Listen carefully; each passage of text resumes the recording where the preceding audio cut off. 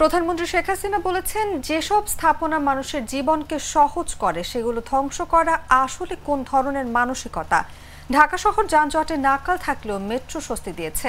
আধুনিক প্রযুক্তির metro station যেভাবে ধ্বংস করেছে মানতে পারছি না। বৃহস্পতিবার সকাল 8:30টায় মিরপুর 10 নম্বর মেট্রো রেল স্টেশন পরিদর্শন শেষে গণমাধ্যমে এ কথা বলেন তিনি। প্রধানমন্ত্রী বলেন, সাধারণ মানুষ যেন নির্বিঘ্নে কর্মক্ষেত্রে পৌঁছাতে পারে সেটা সুনিশ্চিত করা হবে। দেশটা যাতে আর্থিকভাবে সচ্ছল হতে পারে সেই চেষ্টাই করব। এই দেশের মানুষ রক্ত দিয়ে দেশ স্বাধীন করেছে, সেই দেশটা ব্যর্থ হতে পারে না। এর আগে গত শুক্রবার বিকেলে রাজধানীর মিরপুর 10 ও কাজীপাড়া স্টেশনে হামলা হয়।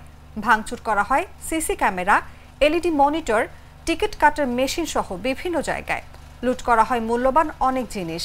পরে কি পরিমাণ ক্ষতি হয়েছে তার নির্ণয় কমিটি করেছে মেট্রো রেল কর্তৃপক্ষ।